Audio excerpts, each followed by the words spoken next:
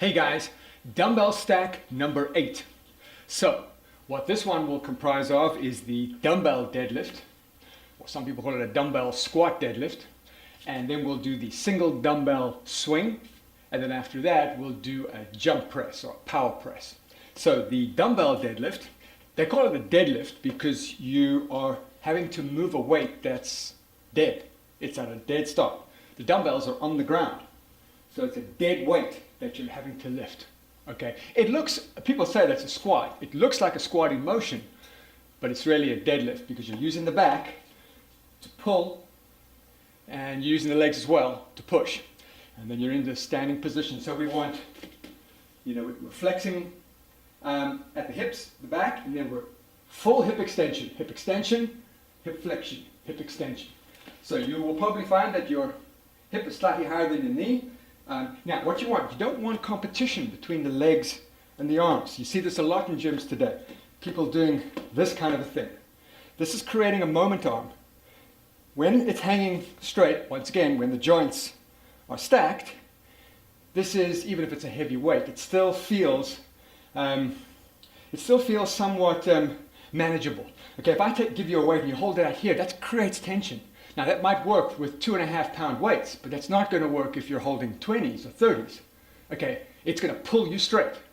In which case the legs either have to be on the outside, like we just did in the plie halting deadlift, or you have to try and get the feet on the inside. You don't want competition between the legs and the arms, even with the bar, even with barbell.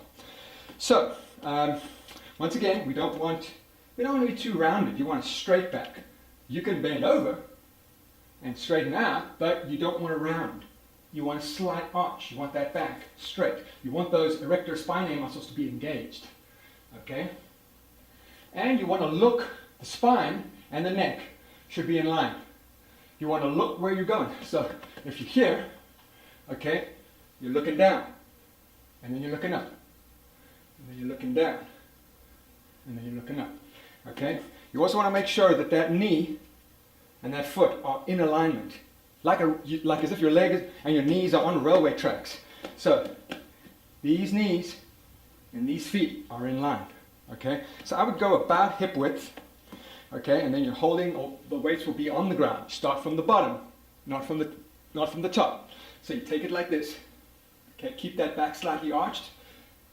Stand up, keep the feet flat. Don't tilt too far forward. You don't want to do this. You don't have space underneath those heels and tilt forward. Okay? Now there is a version that you can do if you're intermediate or advanced. Once again, intermediate is about 6 months into your practice. Might even take longer. The exceptional ones might take less time, but you really want to be careful if you do this variation, which is to lift it up and then do a calf raise. Now, with very heavy weight, that's probably not the safest thing to do. So you want to use common sense when doing that. Anyway, this is the dumbbell deadlift. Okay, then we're going to take one dumbbell and do the swing. This has a power component. Power is strength displayed quickly. Okay, it actually can't be done slowly. This is a lateral raise. It's a bodybuilding type movement. Okay, this is a power movement. Now, as it's been described by Elliot Hulse, it's almost a power cardio kind of movement, which means that you can do it with light or moderate weight and do it for long reps.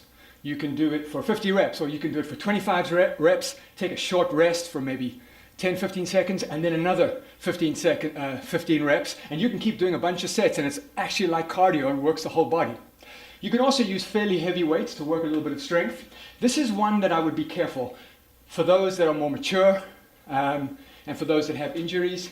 On this one, I wouldn't be afraid to go higher reps with slightly less weight than, say, a 10 rep set or an 8 rep set. So if you want to drift up to a weight that you can do 15, should still be something of a challenge, but you want to be careful because this one is a fast movement, snap, and you almost want to think of a snap the hips forward, boom. It's not a bodybuilding movement where we're just isolating the shoulders. We're using the catapult, the hip hinge, Okay, we're using the hip muscles, these. This is waist flexion and extension. This is hip flexion and extension. And this is that catapult that we're using. Okay, and you might want, and using the legs with a slight bend. Now, some people do a variation where they actually do it almost like a squat swing.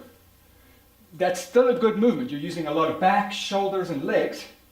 But there's also a variation with the swing where you just use a little bit of legs, slight bend, but you get the weight just underneath the groin.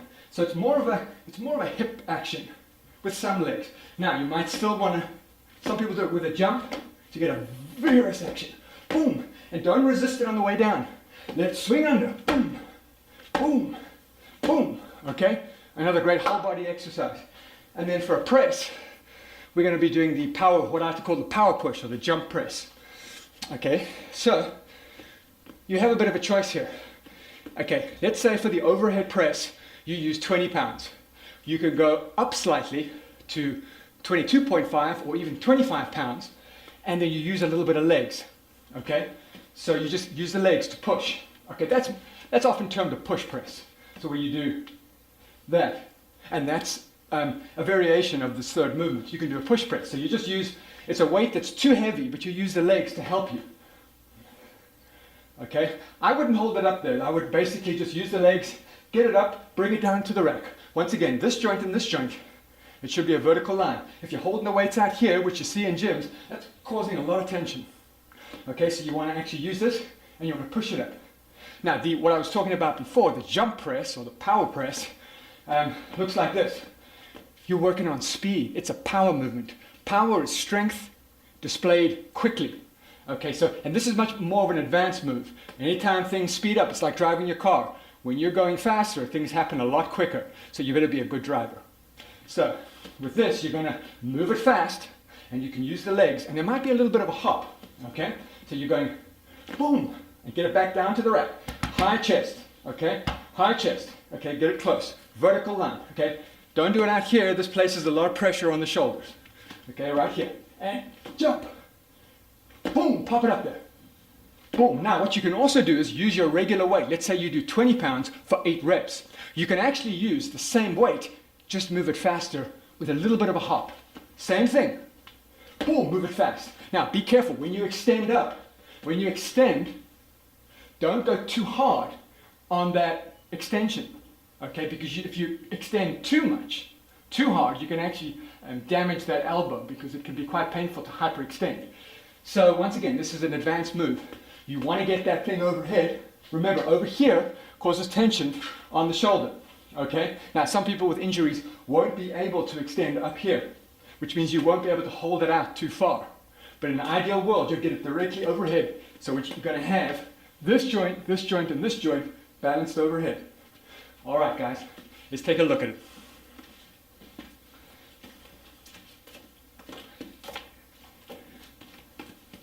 So once again, moving my weights, I'm very careful. Okay, I come in to get the weight. Knees and feet are aligned, back slightly arched, I get it. Okay, and I move. Very important when you're moving things in the garage or weights. Okay, don't pick up something like this and then twist like this.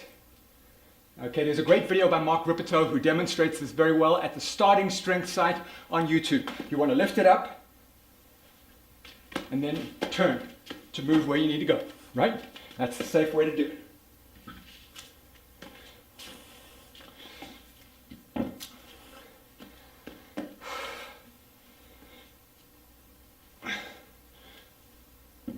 And you can put it down in the middle and then stand up and then put it down. Or you can do a touch and go style, which is come down, gentle touch, stand up. Come down, gentle touch, stand up. Come down, gentle touch, stand up.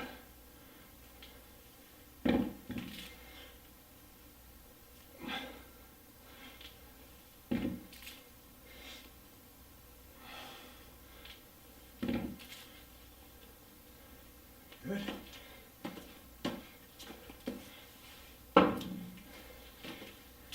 Take the weight like this.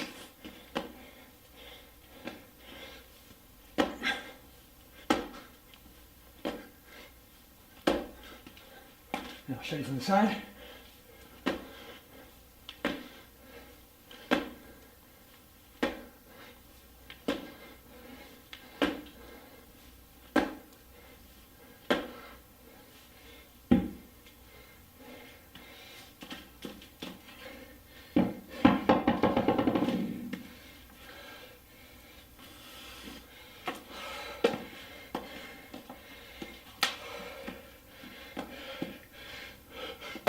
Speed it up.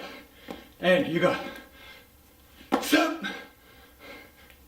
Stop.